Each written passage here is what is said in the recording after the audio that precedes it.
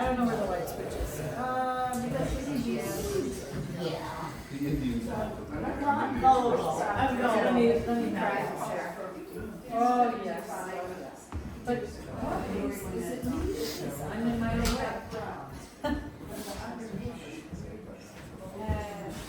Okay. What do you think? Do we know where the lights are or we don't know where the lights are? Oh, there we go. Right. These two? Yeah. Whatever. The writing is very small. I can barely read it on the screen, so good luck with that. I can We can- see, I think it's. You can back the machine up further if you want. No, it's all right. It's really, if you can read it. I mean, I know what it says, but my eyes are shut. I don't know what to say. All right, so, who does not know what Fort Orange was? Raise your hand. 1, 2. I know from Three. you, but otherwise I'd say no. All right, so I feel like I need to just say a few words about Port Orange first. So New York State was founded, was first colonized by the Dutch in the early 17th century, and they planted themselves in 2 locations. Always take everything with an enormous dose of salt because they're always extenuating things, but in general, in a big way, they planted themselves in 2 places. They went in New York City, they created the city of New Amsterdam, and then they went up the Hudson River all the way to where Albany is today. And they planted another colony up there, and the fort that they built is called Fort Orange. So it was planted there in 1624. They'd actually been trading up there since 1609. And they did build an earlier fort, but it got washed away in one of the spring thaws when they have all of these ice flows going through. So they went across from the island and they put themselves on the opposite side, and this is the fort that they built. So there are a number of images of, and this is not this is a reconstruction from a modern person, okay, so don't go, oh wow, so they painted the fort, how convenient. They didn't do that, in fact we have none. But the configuration of the fort changed significantly over time, the internal arrangement of the fort. So you may look at one image and go, wow, that building wasn't there before. And it may or may not have been. So this is, Len Tantillo has done a number of historical paintings on several of the colonial posts. And he's very, it's helpful to visualize this for people who are not archaeologists. It's easier to see a picture and go, oh yeah, I see, you know, the fortification walls and the internal structures. This image is sort of conflictive with what I'm going to say, but well, is there a pointer on here, or Yes. does that work?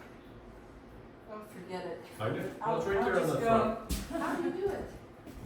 Oh, man. Probably hold Wow. on. There you go. Okay, so obviously this is the entrance, all right? It's important to remember these locations. This is the entrance to the fort. I'm going to show you some tavern images. Eventually, there are 3 over here on the south side of the fort, and there's 1 on the north side of the fort. They're important just because of the types of refuse, the artifacts that were recovered archaeologically. And on the inside of the fort, there is this building here. There's no building in the immediate entrance. There's no building on the other side either. There's a little one here. Those buildings are early. They are replaced later. And so the stuff that I'm going to talk about comes from later buildings that were built along the east palisade wall of the fort. But nice picture. You can see there's an enclosure in the background. They've got a fenced-in area. This is one area in which they probably were growing wheat and things like that. And they've got their livestock off on the other side. And what I thought would be good, because Griffin showed me the way, Yep. I just don't know how to activate the link. Griffin. Oh, This is my problem here. Do I have to like do it on yeah, you my have to do it on laptop? your computer. Okay. Yeah. All right, so, Unfortunately. yeah, I Yeah. thought, but no. Yeah, yeah. There's no way to do that one. So we are going to listen to a very short little clip from Paul Huey. Paul Huey is probably one of the most famous archaeologists in New York State, if not up and down the eastern seaboard. especially for his work on fortification sites and especially for his work with Dutch archaeology, Dutch period archaeology. And you guys weren't there, but some of us were. When Griffin did his talk last week, or last month, which Yeah. I loved, by Oh, the way, thanks. he had talked about not the archaeology of the site that he was talking about, but about the people who were involved, especially his dad over here. And he had little clips, which I loved. He was able to play little interviews. I thought it was informative. But also, you spoke about the newness of historic archaeology. So the Stone Tolan House was 1970, 69, 70 Yeah. in there. Yep. And that is a period of time when historic archaeology is just coming into its own as a field of archaeology. And nobody really knew how to manage the data. Because what archaeologists do, and we speak generally, because you've got people who don't have any archaeology background over here. What archaeologists do when they dig stuff up, they find lots and lots of artifacts, and you can identify this stuff, but it's not enough to identify the materials. You have to make them tell you what they mean, and the way that you do that is you classify them. You classify them. You could think of it as going through a department store, and every floor of the department store has things that have been put there for a reason. So like in the good old days when there were Sibleys and Kaufmann's, you could go up onto the, I don't know, follow me along here, go up on the second floor there, and you'd have like the kitchenware, and you'd have the dining stuff, the glassware, the dishes, the flatware. You go over here, and you'd have the bedding, and then you might have some furniture. All the things that were placed in each of those areas of the store had been put together because they went together. They meant something to people, right? So for archaeologists, when they were starting out in the 70s, they found a lot of pottery, and it was just pottery.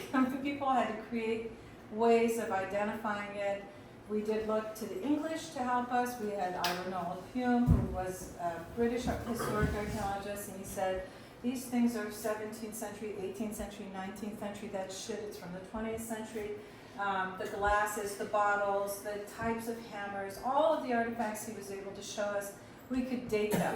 And because we could date them, when we found them in different layers of the soils, we could say, these are 17th century artifacts, 18th century, and 19th century. And you have to remember that, because otherwise, this talk will mean nothing to you, Lisa. All right, so Paul Huey was one of the big ones here in New York State. This was a salvage project, and he went down and he put together a team of people, and they excavated this site. And what he's talking about here, this is just a tiny little clip, but you'll get a sense of his personality, which is always oh so charming.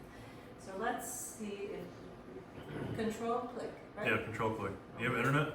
I do. Oh, okay. It's the only way we're I'll show you how to watching do it in the future. this. Well, thank you so much. Actually I embedded. can get a Yeah. lesson. Yep. So you have to have young people here, otherwise, all right, so let me see, this could be more of a challenge here, Griffin. Oh, there it is. Yep. You're good. Yeah, but he's not, well, anyway, it is what it is. You All can right, full screen well, you get most of his head. it. YouTube videos. Hit full screen. Yeah. There we One go. day in 1970, I was notified by the Transportation Department that they were having a pre-construction meeting on Interstate 787. And they realized that the highway was going to be constructed right across the site of Fort Orange.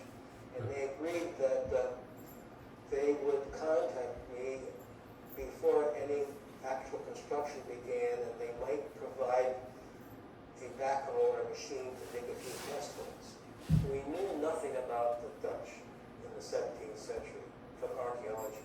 Nothing had been excavated at Albany very carefully to recover anything from the 17th century Dutch. As we were digging our test hole, one of the people working with me, a volunteer, he reached out and picked up and he called out, "Marie-Lorraine Pipes there." And at that time, the only artifact that we knew about that was typically Dutch were clay pipes. And at that moment, we knew we had found something from Fort Orange. And that was exciting. He found the first artifact. And then a few minutes later, a piece of Western wall stoneware jug showed up in the back dirt pile. And it had a date of 1632 on it. That was exciting. So we knew we had some artifacts, finally, some real artifacts from the 17th century Dutch. So that is Paul in a nutshell. He's a wonderful person. He went on to write his PhD dissertation on Fort Orange. That dissertation served as a guide for a lot of people who started doing 17th century stuff. Not that there are a lot of 17th century sites. Yes? Can I just say that seminal is the way to refer to that dissertation. It's 2 volumes, over 900 pages. Wow. It is, it's probably like 4 different books all jammed together in one Yeah. project. Yeah. Well, we went on to do 17th century sites down in Lower Manhattan. We did the Stadthaus site. That was the early Dutch government building, the town hall. And then we did the Broad Street site. That was the first Dutch warehouse, and the first doctor of the colony was there. So we leaned very heavily on his work, and we needed him. We've used him. I need him now. Every time I go to Albany, I'm like, Paul, I'm coming. He's like, I'm coming too. He meets me over at the museum line. Doesn't he come to NISA conferences too? Paul? Paul, yeah. Oh, Occasionally, they do. They were there this past year. But yeah, I think they'll be there this year. The thing about Fort Orange is it is a Dutch trading post, although I'm getting ahead of myself, and I'll tell you that in a minute. But I want to highlight my lower sentences. Mohican and Mohawk interactions, very important. So the site was, there was a little bit of Native American stuff, or the Indian layer, as he called it back in the day. We call it that now. But anyway, I'll talk about that in a sec. So just to give you some orientation, if you go down to Albany, you go on Interstate 90, and then you get off and you take 787, and this is where the site is located. And it's been theoretically partially preserved. Part of it is will not be impacted, but the reason they did the date is because they built this huge highway interchange. That's why it was necessary. During the excavations, they found lots and lots of layers, and they were able to assign dates and to associate who was there at that moment in time. I'm going to show you some side pictures in a second to give you more orientation, but I just want to highlight 2 things. There is a Native American component. Very little evidence was found for that. There are very few artifacts.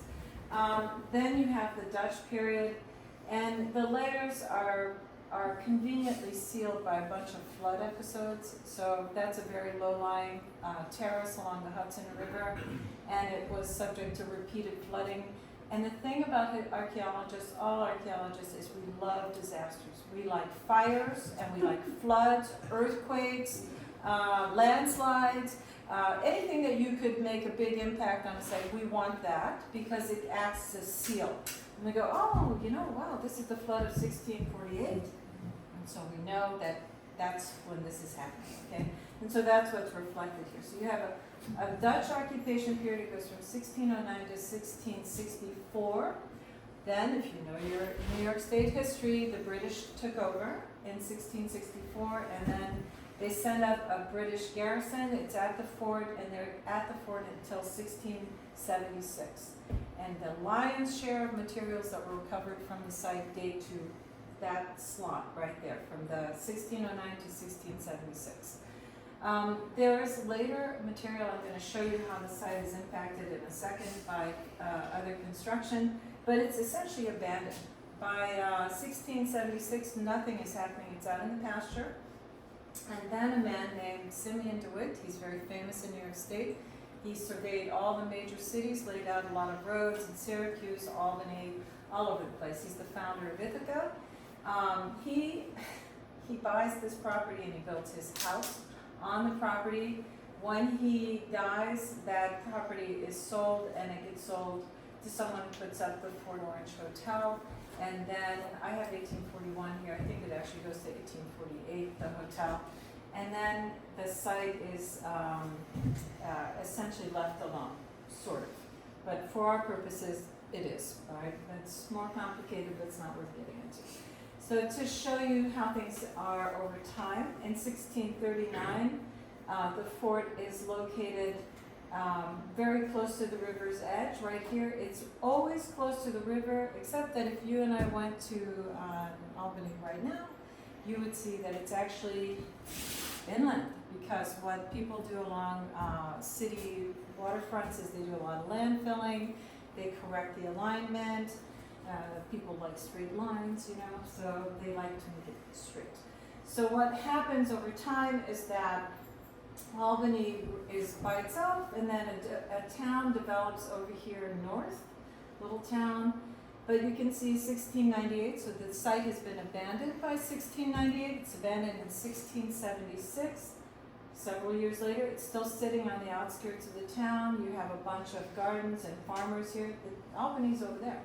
And then by 1756, you can see the city is just beginning to grow and expand south towards the fort.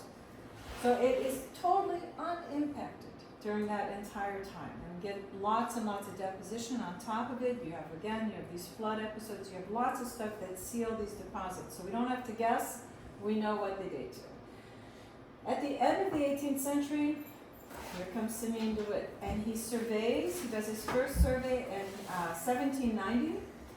He has laid out the street more formally, he's laid out that street.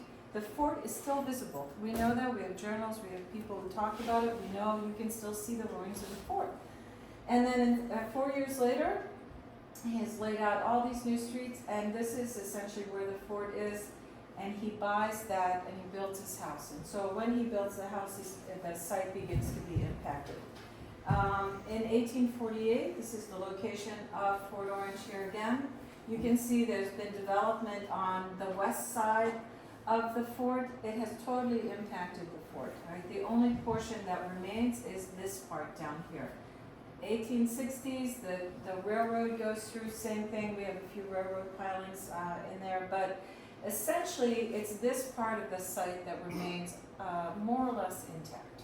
All right, so that is where the effort was placed.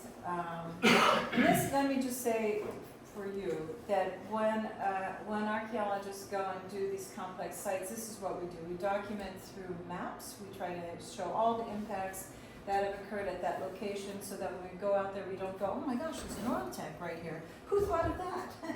You know, we want to know what's happened at the site.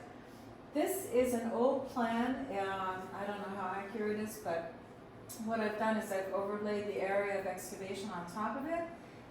In 1634, this is the internal arrangement of the fort. Right? It's not the internal arrangement of the fort for the time period we're going to be looking at. But early on, we see that. This is a time when this is a military installation. Later, the West India Company is in decline and they're having problems, and so what they do is they encourage private traders to come in and build houses inside the fort. That's why the configuration changes. And then here it's just overlaid over the highway system right there at that interchange. All right, so lots of discoveries when they did the excavation. They did find a lot of material that went from 1624 to 1676. They found part of the fortification walls here and here. I don't remember what this is called here. I want to say it's a revettement. I don't even know what that means. They did find the cobblestone moat in this area. And then the houses that they found this house, number 8. This is by the way, the plan of the fort during the height of the trading period, so in the 1650s, 60s, and there. They found this house. And then in this area here, they found a bunch of features, and they found demolition debris, and they found stuff that may or may not belong to a brewery, and so it's just a mishmash of foundations. So they're not quite sure, but they do know that it dates to the 17th century.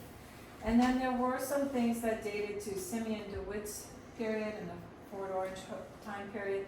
Totally not what I'm thinking when I'm going up there to do my research. I'm not doing that 18th century stuff, 19th century, no, I'm not. 17th century girl all the way. And unfortunately, I had a few surprises. Just a few pictures here. So this is very typical of an urban excavation. It's messy a lot of times. There's overburden. There's like tarmac up here. They're dangerous places to dig.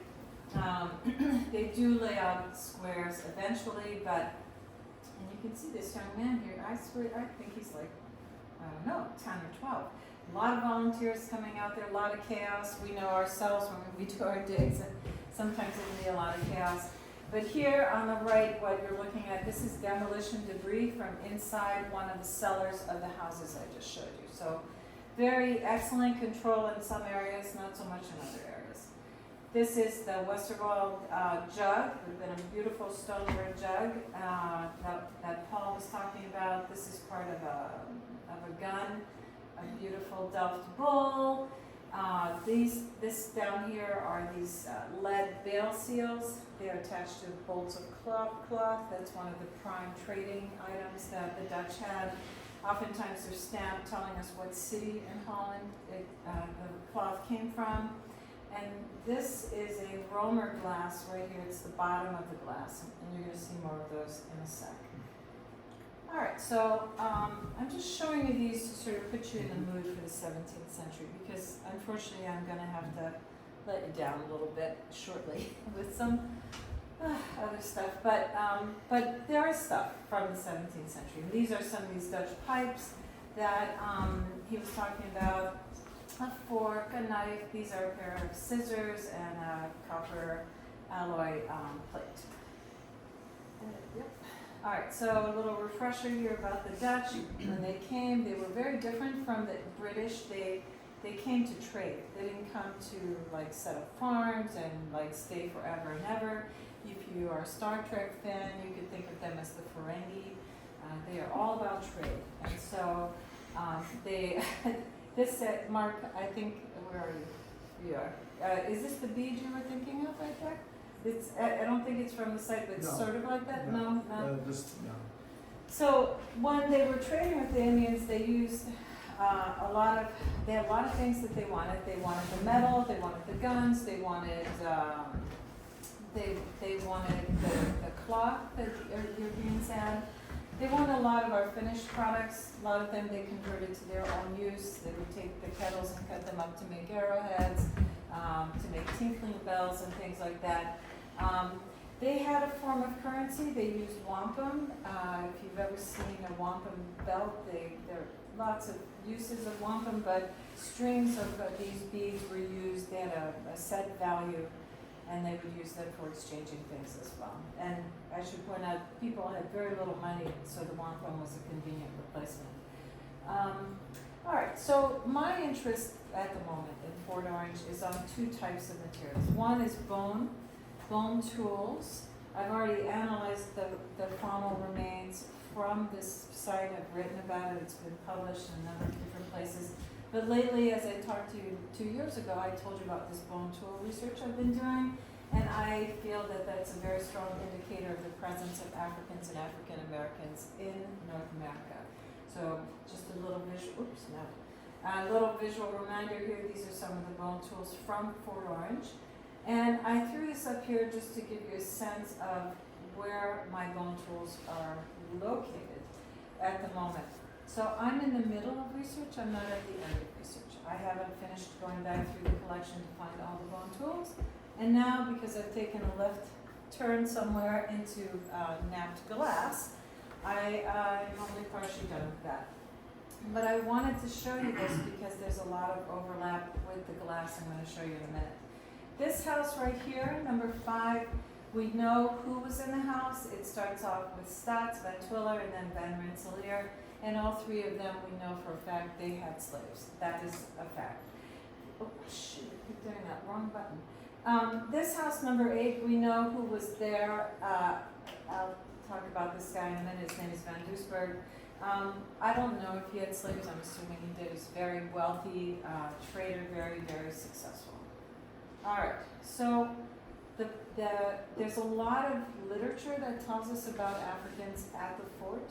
We know names of some people. We know what they did, who owned them.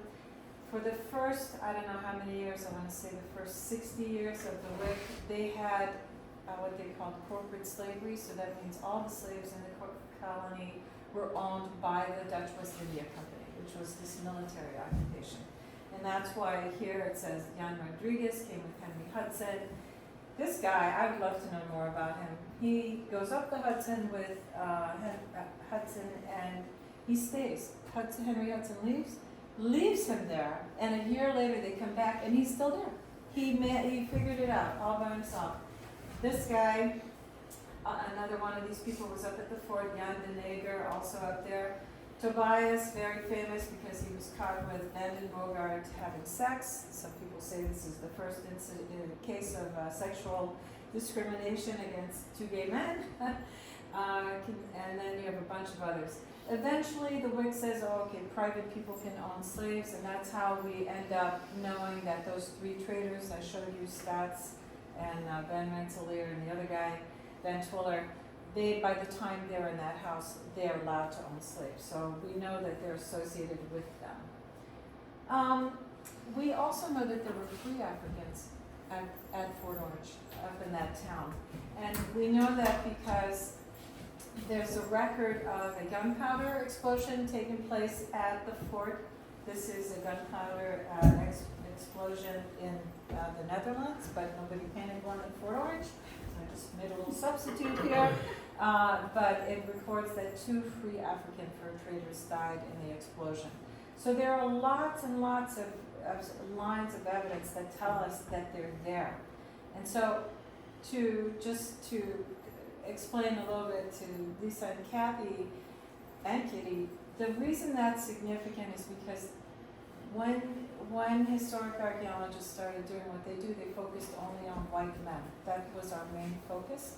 It remains the focus of a lot of people, even though a lot of us have written about children and women, but it's been virtually impossible to identify African and African American sites unless they're slave quarters. Then we have no problem.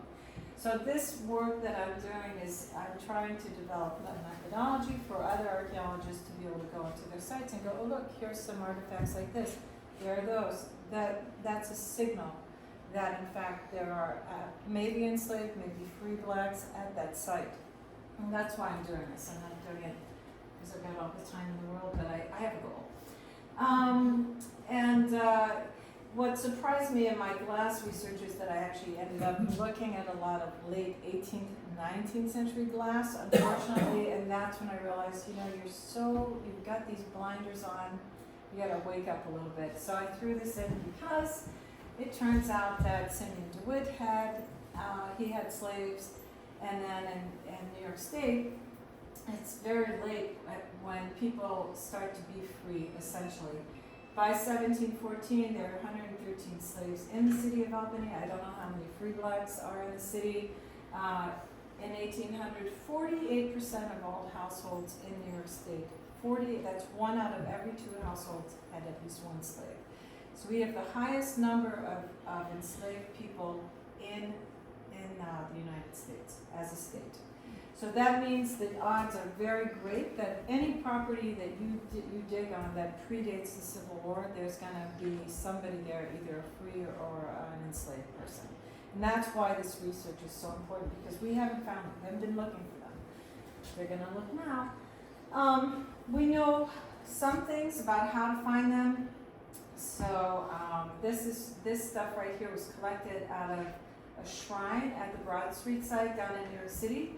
And the stuff that's collected there is very interesting. These are marbles. These are pipe stems. This is a really pretty decorated plate. We know these things are collected and placed inside this shrine. We have the same thing, 1793 from downtown Albany. There are 2 houses that also have these shrines. And we know when you see something like this is a cosmogram. It's a marking on a pot. That is a very clear sign that it was made by an African American at this time. We also know that there are a lot of these deposits that have these collected pieces of pottery. They're broken, but they're extremely pretty to look at the decorations. So we know that there are certain types of things that when we find them together, they should be ringing a bell that this is a deposit generated by Africans in the 17th century, African Americans in the 18th, 19th century. These are what they look like. These are from downtown Albany. This is a round hole, obviously, that one too. But what was in here were these little wooden casks. They were placed underneath the floorboards, so they're hidden. They're in a hidden location in the cellars of the Wynn and Bogart houses. These are the locations that were where enslaved people were kept in the cellars. That was their space where they lived. And so finding the shrines underneath the floorboards is a loud gong. These are materials collected by the enslaved members of the household. So I did look at the bone from these two shrines. There are bone tools in these shrines, so I already know about that. We're good there. Just a few more examples of what came out of the Bogart house. This is a bead, a thimble, a silver brooch, a cross, some beads over here, and an ear bob. So they're collecting very, very specific kinds of things.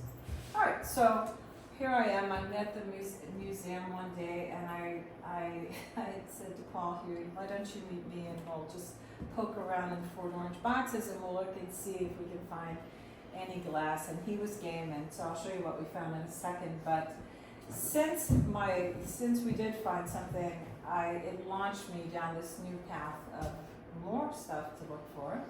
And meanwhile, you will see this in the upcoming issue of the Bulletin. This piece will be in there.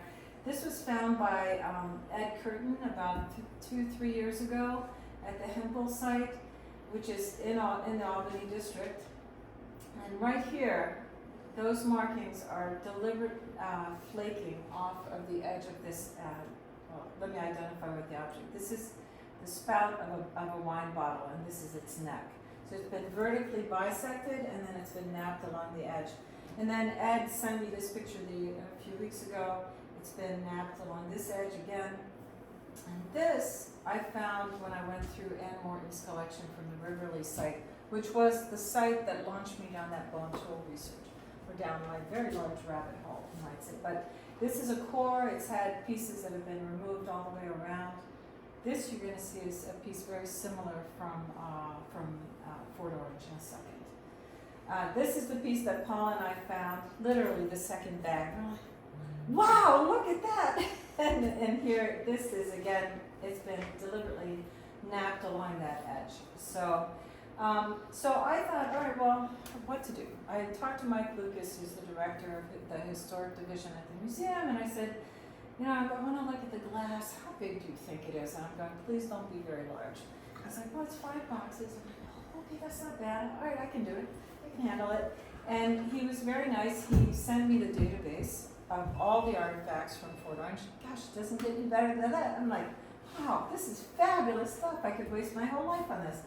And I looked at the types of curved glass. That's a generalized term to distinguish it from window glass. And they fall into 2 essential categories, drinking vessels and bottles, right? And they go from the early 17th century to the mid-19th century. And most importantly, Mike said to me, oh, sis, I'm back. Mike Lucas told me right here in an email, don't worry, sis, all of the curved glass has been photographed. I mean, shit, to get in the year, I'm like, wow, this is going to be so easy. But it wasn't. Because when I got he shared the folder with me, and this is what it was. 1,600 JPEGs with no definition whatsoever. But he assured me, oh, no, sissy, don't worry. All the glass, it's all photographed. All of it. You don't even have to come. I'm like, perfect. All right, so I open one up. It's a drinking vessel. So I go through all of these. And what she had done is the first photo was always the provenience information, the catalog number for what was to come. Then all subsequent images related to that. So I created folders, which I then sent back to the museum. I'm like, listen, this is going to help you. And oh, by the way, by the time I got through 1,600 images, there was not a single bottle photographed. None. So I was like, well, guess what? She didn't, and I'm coming. But for this talk, I started thinking, well, let me think a little bit about what those images might potentially mean in terms of this glass research. None of it is napped. None of the vessel glass is napped. It doesn't show any sign of modification, but I did find something really interesting. So they fall into 3 generalized categories. And what's important here are these guys over here. This is a type of Dutch glass, believe it or not. It looks like it comes from Italy, but it's not. It's a façon de Venise, and it's got these twisted colors, and they come in different colors, red and green and brown and stuff like that. And then these guys, these are roamers, and they've got these funny little bumps all around them. And then there's this thing, it's called a pass glass. It's a tall paneled glass vessel, some of these stemwares. And I found them in this Dutch painting from the 17th century. This, by the way, you're gonna hear me refer to it a number of times. It's called a kick-up. You see kick-ups on the bottom of wine bottles, you know, the bottom's got that kick-up thing. Important to remember that little bit. So no, these are not from Fort Orange. This is what you get at Fort Orange. All these little bits of this wonderful decorated glass, and this, and this. So, Mr. Hamill, there you are, what you have told me 1,000 times, 1,000 times. Paul, George and I have talked about many, many things, but many times George has said to me, Sissy, humans are hardwired for shiny, bright, light-colored objects. And I believe that is very, very truly seen at Fort Orange, because most of the vessel glass is stuff that is really, really pretty. These things are really pretty. When you pick them up, they're about this big. Lots of these little kick-ups, and lots of colored glass. And I asked Paul Hugh, I sent him a note, I'm like, Paul, did you notice that there seemed to be mainly just that? And he goes, yes, we think they were collected. All right, so in making that statement, right? So I'm thinking, yes, collected by whom? Collected by Africans. That who has collected it. Because there were lots of other kinds of glass. It didn't have to be this. But that's what you see in the majority of this stuff. And just to put it in perspective for you, this is that house that I pointed to before, house number 8. It belongs to Van Doesburg, this very wealthy trader, and that is where the majority of them are found, is in that deposit associated with Van Doesburg. And we do know that's his house, because this, even though you can't read it, is a window pane, and it says his name on it, and it was found in that house. He was very popular with Native Americans because he made gun stocks. Right, so the Dutch, what they did is they wanted to control the fur trade. The French were totally in control of it for a very long time. The Dutch come along and they're like, well, we're going to even the score here. We're going to give guns to Native Americans, and that's when they get in really good. They start to form these tight bonds with Native Americans, and they didn't give them the technology to repair the guns. Right? They had people in the colony who did the repairs, so it kept them coming back in, sort of like the warranty on your washing machine. Keep on coming. Here's a tavern again. That's important to note because it is pretty close proximity to Van Doesburg's house. And then in this rendition that Lynn did, you see this structure here, which at the time Paul thought was the House of Levity and his tavern.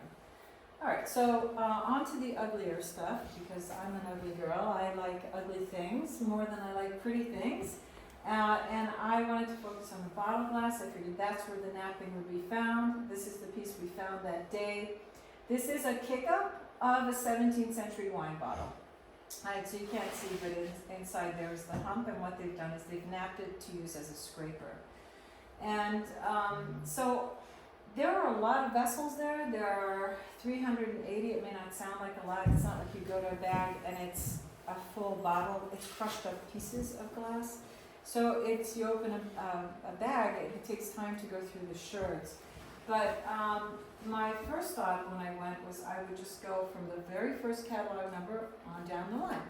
But then I went to Montreal in October, and I had dinner with Paul, and Paul said to me, I read your little report you sent me, and Sissy, I see everything you've been looking at is, like, it's like the late 18th, early 19th century glass. You should be looking at the 17th century stuff. I'm like, oh my God. So the next time I went, I looked at where the 17th century stuff was, and I went through all the 17th century deposits. But unfortunately, there are many, many more to go. I've only done 43% of the analysis, so I have a ways to go. When you jump around like that, it's not a very good strategy, but what the heck, it is where I am, and since nobody's paying me, I don't care. So there are two major kinds of bottles that were used for napping, and this is the evolution of the wine bottle through time. You can see it changes in shape over time. And the other type were these case bottles. They're squared so that they could fit next to each other when they were being shipped.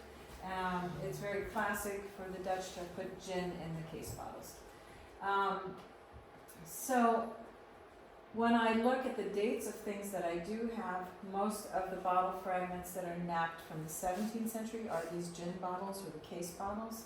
And the stuff that came from the late 18th, early 19th century are these more classic wine bottles, closer to what you and I are familiar with. And I like this painting because there are two roamers here on the floor. That's one of the types of wine glasses. And this little boy is pouring gin into this pitcher. All right, so to put it bluntly, all parts of the bottles can be used.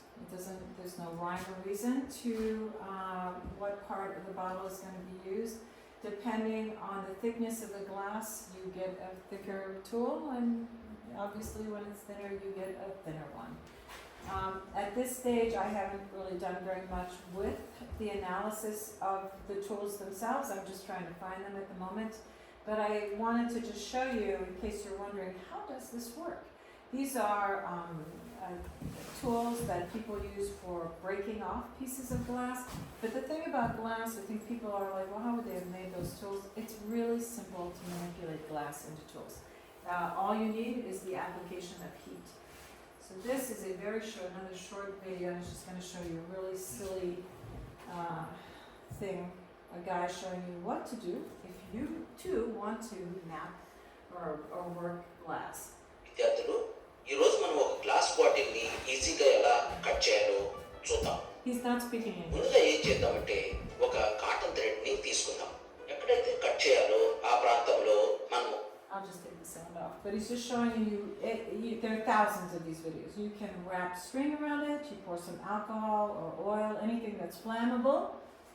You apply some heat, it goes around, then you let it burn all the way through, and you go to a bucket of water and you put it in, and bang, it cracks right off. Yep, like this. So there are lots of tools that they would have had at their disposal. They installed window glass. These are the kinds of things that people use to fit panes into mullions. But they had all kinds of tools that they could have. And if you want to just make an etching on something, you can simply engrave a line into glass and apply a match to it or source of heat, bang. So it's very, very simple to manipulate it.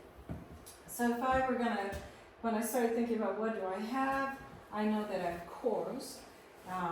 The pictures, can't wait, Larry, for you to do your talk, because I'm gonna learn a little bit more about how to photograph things well. But this is a 17th century wine bottle, and every inch of this thing all the way around has been mined for large flakes. And this is a late 18th century, early 19th century wine bottle, same thing, it's been mined all the way around. And surprisingly enough, this is very much reminiscent of that tumbler from Grand Island at Riverlea. Same thing, it's been mined all the way around. So when you find these bases, it doesn't represent a bottle that somebody threw into the heap. It actually represents somebody who has very carefully taken the rest of it off. Then there are lots of scrapers, and just to show you, this is very much like the piece that Ed Curtin found from Hempel site. And it's a late 18th, early 19th century bottleneck. Here you have just a little bit, and this looks like a Vicks bottle to me, same thing again. And so it doesn't matter what it is, these are what we call expedient tools. That means I need a tool right now, I'm going to make it right now, what do I have available? I'm going to use glass. Very quick, down and dirty, you discard it when you're done. There are other things besides those scrapers. There are several shards that come down to this hook like this. Quite a few of them throughout the deposits. 18th century, 19th century, 17th century. Sometimes they're made from the neck itself. but they all look like they're engraver points, and they're all worn very, very smooth. And then this guy right here, this is part of a bottleneck as well, and it's got like this, it's almost as if it's been used to straighten a piece of wood.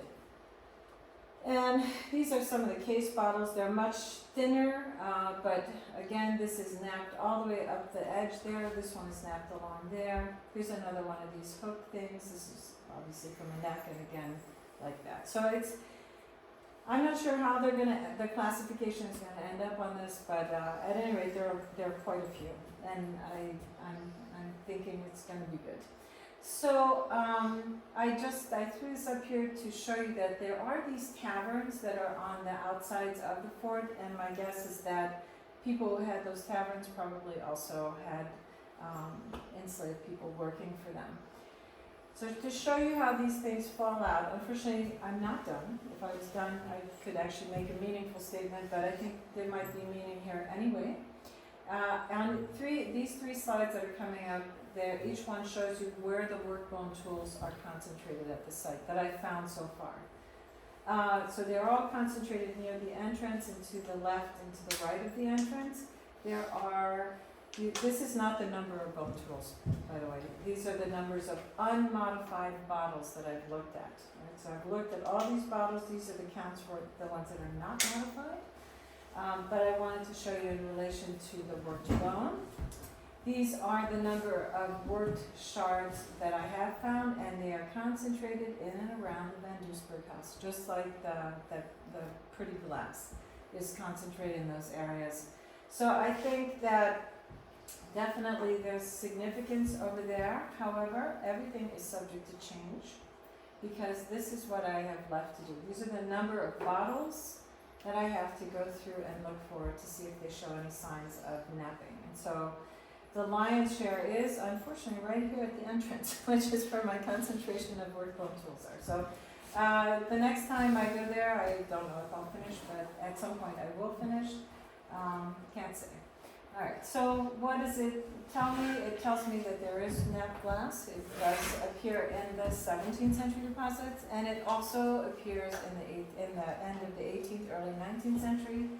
And the problem with Fort Orange, late 18th, early 19th century, is that Paul really did nothing with that information. So we've talked about it, and I don't know, he's the same age as my mom, so I don't know, he needs to hurry up or something. But it was surprising to me to see the stuff from the later period. I wasn't, even thinking about that time period, but of course it makes sense. There were a lot of enslaved people in Albany in the early 19th century. So this is my little scraper there. I always thought it was, I didn't realize that I was slugging away from something like that. But I still have a lot to do. And we like using these paintings because they reveal a lot about social interactions, and this one in particular has a fabulous enslaved person down in the lower corner. So there you have it. That's my little talk. And well,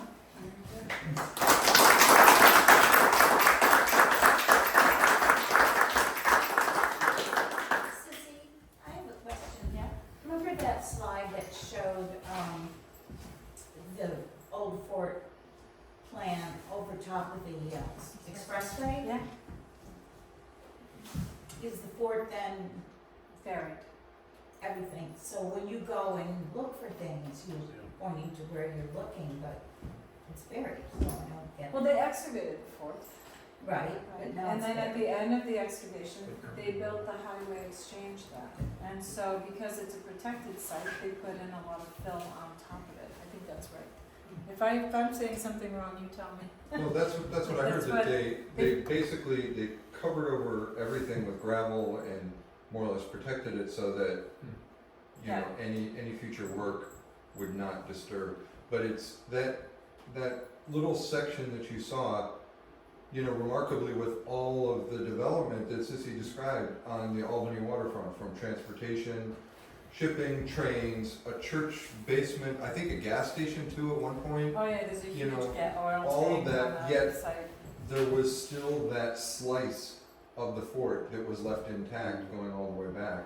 And that's the part that's still protected. So it is on the national, yeah, it's on the National Register of Historic Places. So that means that you can't do anything there at all. You know, nobody, well, you wouldn't, anyway, it's in the middle of a huge highway interchange, but nonetheless, it can't be impacted by further events. But if it's there, is it something you can see? Like No, you get it's out of your there. car and it's No. there? There very- is It's a just like a thing saying, There is a Oh, plaque yes, on the that's a side of the plaque, off okay. ramp if you want to right, go. that's what you can see, right? Okay. Take your chances. I just wondered what you would see, because you keep saying like it's No. protected and it's labeled or something. So when they do these mitigation projects, these big excavations, and there's great significance to the location, whether it's historical significance or it's emotional significance, whatever it is, what they do is they test it that way, and then they either remove absolutely everything, which we usually can't do anyway, or they protect part of the site. And then you write a nomination, it gets put on either the state or the National Register. Supposedly it protects the site forever and ever, but I'll tell you, I've seen some weird things over the years. So a lot of times ignorance allows people to do things, you know, things are only, that's one of the reasons for the plaques. When they put those plaques out there, it's a visual reminder to everybody generations down the road, yes, this is protected and yes, there is something here. Because it's very easy, it's really easy to envision a snowplow coming through and knocking down the plaque and nobody remembering that there was something there. So that's, you know, we don't know how protected things are, but anyway, if you ever find Matt Glass, I'm all ears, send me a picture. I have another strange question. So in the first slide, you showed the fort and then you showed us where the tavern was outside the walls. Why? You had to like go get a beer, you had to leave the fort, you couldn't get back in at night? Like why were they outside? Is So that there was normal? a tavern in the fort by the guy who was the director of the fort, this guy named Jean Lavetti. But they licensed the taverns just like they do today, and when a lot of people wanted to drink alcohol, and so over time they loosened up the regs and they licensed more and more people to run a tavern, and especially for widows, because when your husband died, if you didn't get remarried, you needed a source of income, and being a tavern keeper wasn't an acceptable job for a woman. Yeah. So even Eric Van Curler's wife was a tavern keeper in Schenectady after he died. I was surprised by that, but you know, these people, the Dutch, they're not like the British. They're very different. They have a very different way of engaging with each other and with people in the community. They are wild in a lot of ways, but highly civilized in other ways. They're all educated. A lot of the English who came here couldn't read to save their lives, but the Dutch weren't like that. The women, the men, everybody knew how to read. A lot of times the people who were enslaved by the fort, they knew how to read, they could write, they could sign their names. Enslaved people had almost the same rights as the rest of the people. Like if I was a slave and I owned a cow and you killed my cow, I could take you to court, sue you, you'd be forced to pay me. There was a lot more equality, I hate to use the term, but there was it was a more just way, and it was not forever and ever. You had a limited time period and then you were free. So all of the slaves who were brought here by the Wick, when the British were coming in, Stuyvesant was the governor at the time. He freed all the slaves because he knew that they would become the property of the British if he didn't free them. So he's, in one fell swoop, he freed everybody. But they, you know, there are a lot of legal complaints. I mean, a lot of court records. They like kill each other in drunken brawls, and they sue each other, and it's like rough and ready. Boy, I'm telling you, it's not good. And the first estate sales are with the Dutch. I mean, they're wonderful. I sent you the Van Rensselaer PDF file. You can respond to my email, but I sent it to you. If you read through there, you'll see that it'll say like, oh, Jan Schmidt died the other day. Well, this is like, Jan Van Rensselaer is the wealthiest person in the colony, And he's like, yeah, I ran over there. They're like selling all this stuff. I bought 2 silver candlesticks, and I got a pair of silk underwear, and I got this and that. And you're like, wow, okay. They're all recycling each other's junk. So a really interesting community. So, anybody else? No? Okay. All right. Thank you, Sis.